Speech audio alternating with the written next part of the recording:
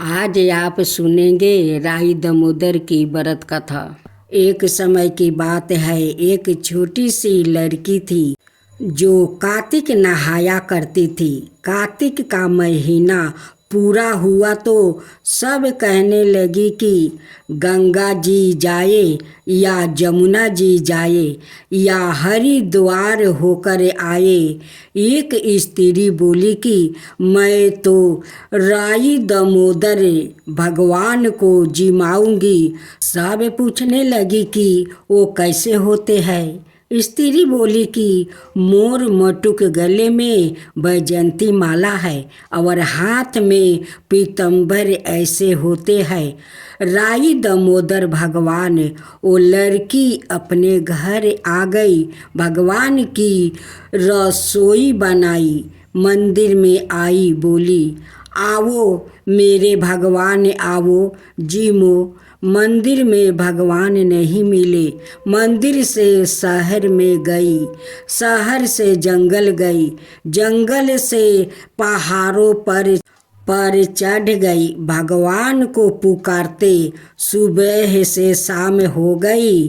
भगवान लड़की को पहाड़ पर चढ़ते देख बोला कि यह तो ऊपर से गिर कर मर जाएगी और मेरे सिर इसकी हत्या लगेगी। इसे दर्शन देना ही होगा। भगवान ब्राह्मण का रूप धारण कर आए और बोले, चल बेटा, मैं तेरा भगवान हूँ, तू मुझे जिमा दे। ब्राह्मण बोला कि तेरे भगवान कैसे है?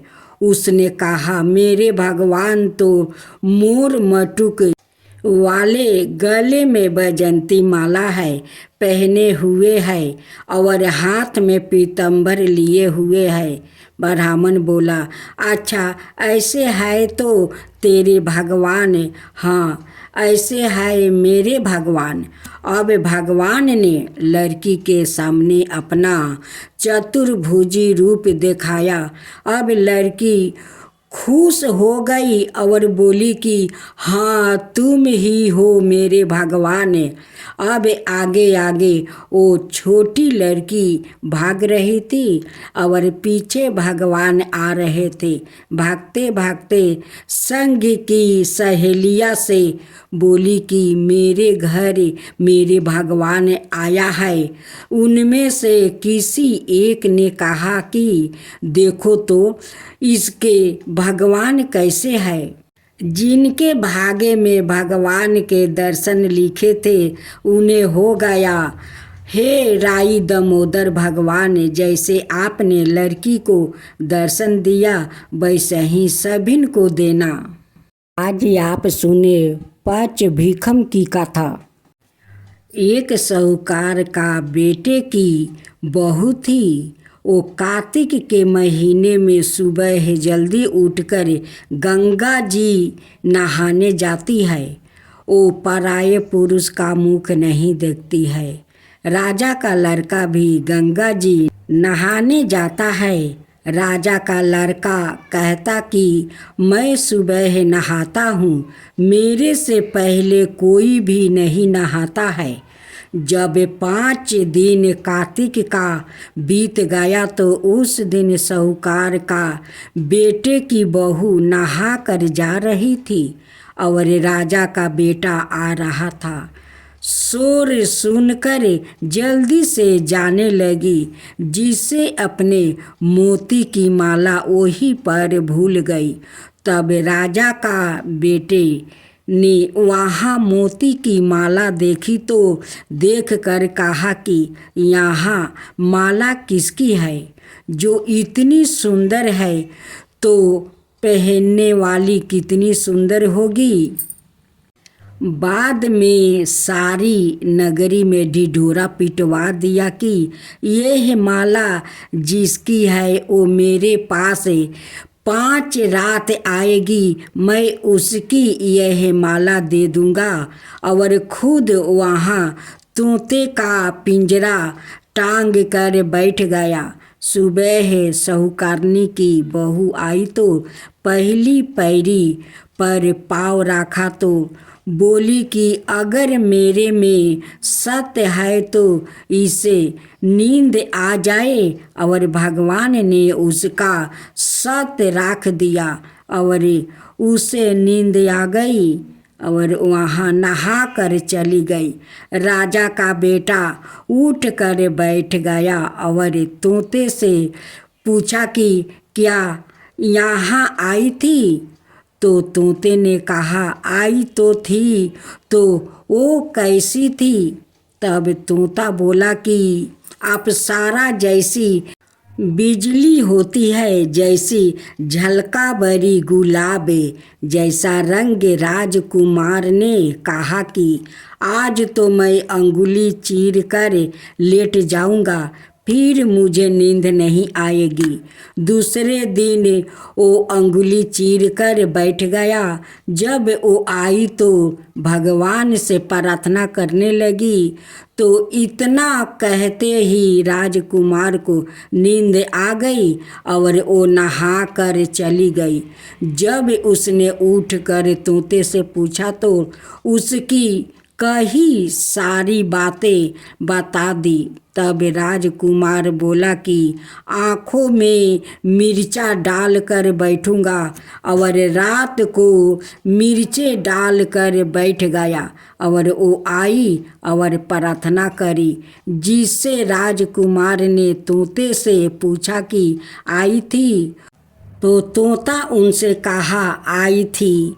तो उसने कहा आई थी। फिर उसने कहा आज तो बिना बिस्तर बिछाए बैठूंगा और वो रात को बिना बिस्तर के वो सो गया। तो फिर भगवान से वही बात कही तो राजकुमार को नींद आ गई।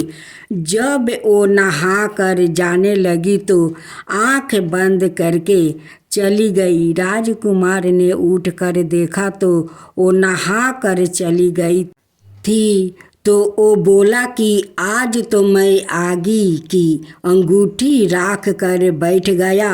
साहूकार की बहू आई तो भगवान से कहा कि 4 रात तो निकाल दी, परंतु आज की रात और निकाल दो।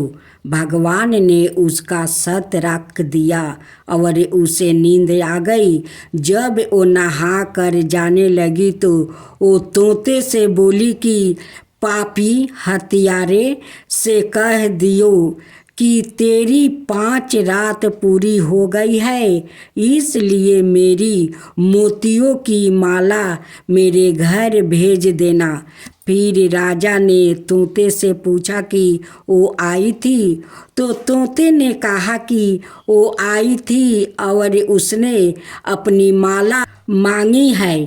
तब राजकुमार से सोचा कि वो तो सच्ची थी, उसका तो भगवान ने भी सत्य राख लिया।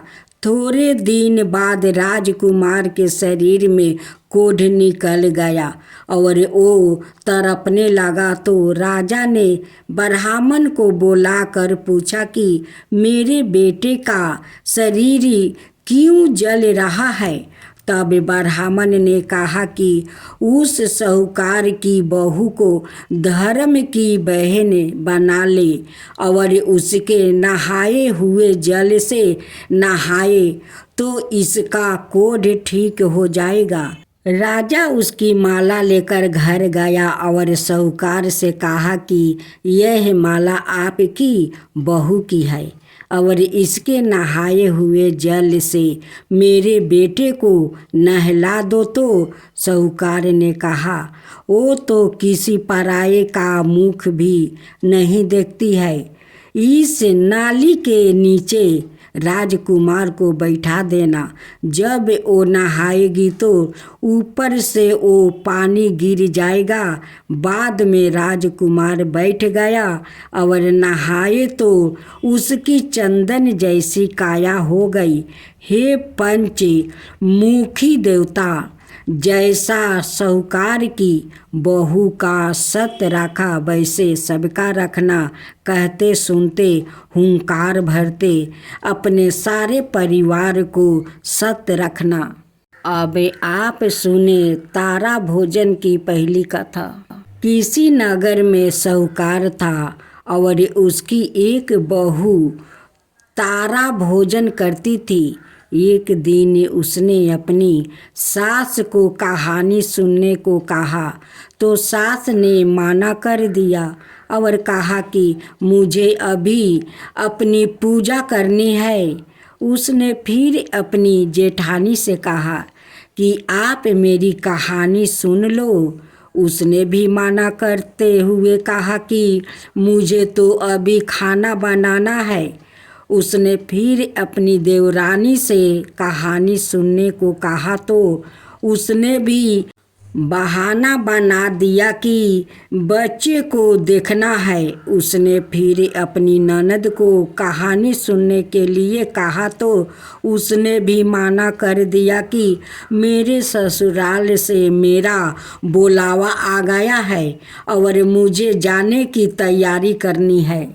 वो राजा के पास भी गई कि मेरी कहानी आप ही सुन लो। तो राजा ने कहा कि मुझे तो व्यापार देखना है, कहानी का समय नहीं है।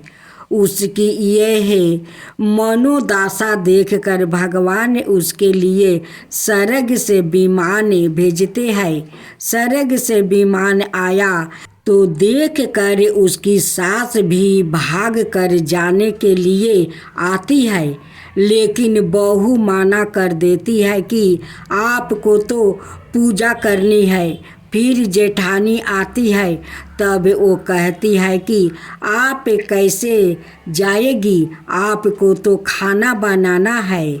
देवरानी आती है तो उसको भी वो मना कर देती है कि तुम अपने बच्चों को ख्याल रखो। ननद आती है तो उन्हें कहती है कि तुम्हें तो ससुराल जाने की तैयारी करनी है, सो तुम वो करो। राजा जी आते हैं कि मैं चलता हूँ तुम्हारे साथ, लेकिन बहू कहती है कि तुम्हें तो कारोबार संभालना है तो उसे संभालो।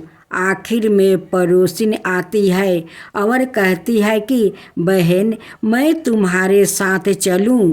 तब बहू कहती है हाँ तुम मेरे साथ चलो, क्योंकि एक तुम ही तो हो जिसने कार्तिक के पूरे माहे मेरी कहानी सुनी है। दोनों विमान में बैठकर स्वर्ग जाने लगते हैं। तभी रास्ते में ही बहू को अभिमान हो जाता है कि मैंने कार्तिक का पूरे माहे व्रत किया है और कहानी कही, इसलिए मुझे स्वर्ग का वास मिल रहा है। लेकिन मेरी पड़ोसिन ने तो कहानी केवल सुनी है, व्रत नहीं किया, फिर भी मेरी वजह से इसे भी स्वर्ग का वास मिल रहा है। बहू यह विचार मन में सोचते जा रही थी कि अचानक भगवान ने ओही से उसे विमान से नीचे फेंक दिया और उसने पूछा कि भगवान मेरा अपराध तो बता दीजिए कि आपने ऐसा क्यों किया। भगवान बोले कि तुझे अभिमान हो गया है, इसलिए तू यही धरती पर रहे। अब तू आने वाले 3 साल तक तारा भोजन व्रत करेगी, तभी तुझे स्वर्ग की प्राप्ति होगी। अब तारा भोजन की दूसरी कथा। एक राजा था और एक उसकी बेटी तारा भोजन करती थी। उसने अपने पिता से कहा कि पिताजी मुझे लाख तारे बनवा दो, मैं दान करूंगी। राजा ने सोनार को बुलाया और कहा कि मेरी बेटी तारा भोजन करती है, तुम 9 लाख तारे बना दो। ये बातें सुनकर सोनार सूखने लगा तो उसकी पत्नी ने पूछा कि तुम उदास क्यों रहते हो। उसने कहा, राजा ने 9 लाख तारे बनाने को कहा है, मैं कैसे बनाऊं? मुझे तो तारा बनाने आता ही नहीं है। राजा की बात है, अगर नहीं बनाया तो वो मुझे कलू में पेरवा देगा। उसकी पत्नी ने कहा, इसमें परेशानी होने की क्या बात है? गोल सा पातरा काट कर कलिया काट देना और राजा ले जाएंगे। अपनी पत्नी के कहे अनुसार सोनार ने तारे बना दिया और राजा उन्हें ले गया। राजा की लड़की ने 9 लाख तारे और बहुत सा दान दिया। भगवान का सिंहासन डोलने लगा। भगवान बोले, देखो मेरे नेम व्रत पर कौन है? 3 कूट देखा तो कोई नहीं था। चौथे कूट देखा तो राजा की लड़की तारा भोजन कर रही है। भगवान ने कहा कि उसे ले आओ, उसने व्रत किया है। भगवान के दूतों ने लड़की से कहा, चलो तुम्हें भगवान ने बुलाया है। उसने कहा कि मैं ऐसे नहीं जाऊंगी। मैं तो सारी प्रजा को, उस सोनार को जिसने मेरे लिए तारे बनाया है, जिसने कहानी सुनी, सबको लेकर जाऊंगी।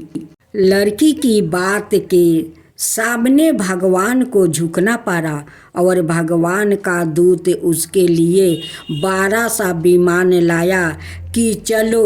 वो कहने लगी कि हाँ, अब मैं चल पड़ूंगी और सभी को विमान में बैठाकर वो चल पड़े। रास्ते में राजा की बेटी को अपने ऊपर घमंड हो गया कि यदि मैं तारा भोजन व्रत नहीं करती तो सबको स्वर्ग की प्राप्ति नहीं होती। लड़की की ऐसे सोचते ही दूत ने उस बीच रास्ते में ही नीचे उतार दिया। दूत जब भगवान के पास पहुँचे तो भगवान बोले कि उन सब में तारा भोजन करने वाली लड़की कौन सी है? दूत बोले कि उसे अपने ऊपर घमंड हो गया था, इसलिए हम उसे बीच रास्ते में ही छोड़ आया। भगवान बोले कि नहीं, उसे वापसी लेकर आओ। लड़की ने 7 बार क्षमा याचना की, क्षमा क्षमा क्षमा क्षमा क्षमा क्षमा करो भगवान। इस कहानी को कहने अथवा सुनने के बाद कहना चाहिए कि जैसे राजा की लड़की को भगवान ने क्षमा दान कर स्वर्ग लोक प्रदान किया, वैसे स्वर्ग सबको प्राप्ति हो। अब खिचड़ी बेला की कथा। किसी गांव में एक बुढ़िया रहती है और वो कार्तिक का व्रत रखा करती है। उसके व्रत खोलने के समय कृष्णा भगवान आते हैं और एक कटोरा खिचड़ी का रख कर चले जाते हैं। बुढ़िया का पड़ोस में एक औरत रहती है। वो हर रोज यह देखकर ईर्ष्या करती है कि इसका कोई नहीं है, फिर भी इसे खाने के लिए खिचड़ी मिल ही जाती है। एक दिन कार्तिक महीने का स्नान करने बुढ़िया गंगा गई। पीछे से कृष्णा भगवान उसका खिचड़ी का कटोरा राख कर गया। पड़ोसन ने जब खिचड़ी का कटोरा राखा देखा तो और देखती है कि बुढ़िया नहीं है, तब वो कटोरा उठाकर घर के पिछवाड़े फेंक आई। कार्तिक स्नान का बाद बुढ़िया घर आई तो उसे खिचड़ी का कटोरा नहीं मिला और वो भूखी ही रह गई। बार बार एक ही बात कहती कि कहाँ गई मेरी खिचड़ी और कहाँ गया मेरा खिचड़ी का कटोरा। दूसरी और पड़ोसन ने जहाँ खिचड़ी गिराई थी वहाँ एक पौधा उगा जिसमें 2 फूल खिले। एक बड़ा सा राजा उस ओर से निकला तो उसकी नज़र उन दोनों फूलों पर पड़ी और वहाँ उन्हें तोड़ कर घर ले आया। घर आने पर उसने वो फूल रानी को दिया जिसे सूंघने पर रानी गर्भवती हो गई। कुछ समय बाद रानी ने 2 पुत्र को जन्म दिया। वो दोनों जब बड़े हो गया तब वो किसी से भी बोलते नहीं थे, लेकिन जब वो दोनों शिकार पर जाते तब रास्ते में उन्हें वही बुढ़िया मिलती जो अभी भी यहाँ कहती कि कहाँ गई मेरी खिचड़ी और कहाँ गया मेरा कटोरा। बुढ़िया की बात सुनकर वो दोनों कहते कि हम है तेरी खिचड़ी और हम है तेरा बेला। हर बार जब भी वो शिकार पर जाते तो बुढ़िया यही बात कहती और वो दोनों यही उत्तर देते। एक बार राजा का कानों में यह बात पड़ गया। उसे आश्चर्य हुआ कि दोनों लड़के किसी से नहीं बोलते, तब यह बुढ़िया से कैसे बात करते हैं। राजा ने बुढ़िया को राजमहल बुलवाया और कहा कि हमसे तो किसी से यह दोनों बोलते नहीं है, तुमसे यह कैसे बोलते हैं। बुढ़िया ने कहा कि महाराज, मुझे नहीं पता कि यह कैसे मुझसे बोल लेते हैं। मैं तो कार्तिक का व्रत करती थी और कृष्णा भगवान मुझे खिचड़ी का बेला भर कर दे जाते हैं। एक दिन मैं स्नान करके वापस आई तो मुझे वो खिचड़ी नहीं मिली। जब मैं कहने लगी कि कहाँ गई मेरी खिचड़ी और कहाँ गया मेरा बेला, तब इन दोनों लड़कों ने कहा कि तुम्हारी पड़ोसन ने तुम्हारी खिचड़ी फेंक दी थी तो उसके 2 फूल बन गया था। वो फूल राजा तोड़ कर ले गया और रानी ने सूंघा तो हम दोनों लड़कों को जन्म हुआ। हमें भगवान ने ही तुम्हारे लिए भेजा है। सारी बात सुनकर राजा ने बुढ़िया को महल में ही रहने को कहा। हे कार्तिक महाराज, जैसे आपने बुढ़िया की बात सुनी वैसे ही आप व्रत करने वालों को भी सुनना।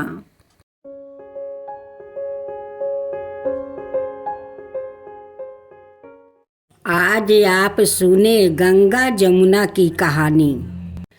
एक गंगा और एक जमुना थी। दोनों बहनें एक साहूकार के खेत से जा रही थी। तब जमुना ने जौ का दाने तोड़ लिया तो गंगा ने कहा कि बहन, तेरे तो ग्रहण लग गया, यह तो चोरी हो गई। तब जमुना बोली कि बहन, अब ग्रहण कैसे धुलेगा।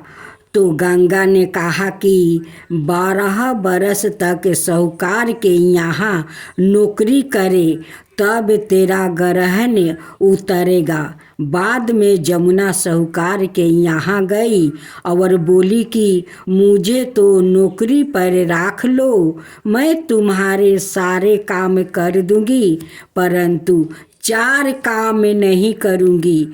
एक तो जूठे बर्तन नहीं साफे सुथर नहीं करूँगा, बिस्तर नहीं बिछा के और दिया नहीं जलाऊंगी।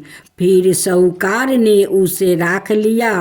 12 बरस के पश्चात जब कुंभ का मेला आया तो साहूकारनी कुंभ का मेले में जाने लगी तो जमुना ने उसको एक सोने का टाका दिया और कहा कि वहाँ पर मेरी बहन को दे देना और कहानी कहना तेरी बहन ने भेजा है।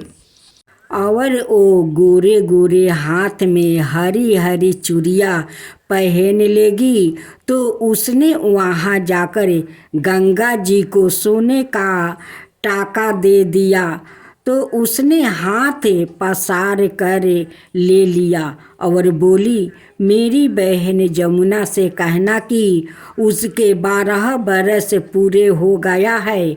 और जमुना सेठ 12 घर छोड़कर गंगा के पास चली गई और सेठ को खूब धन दिया।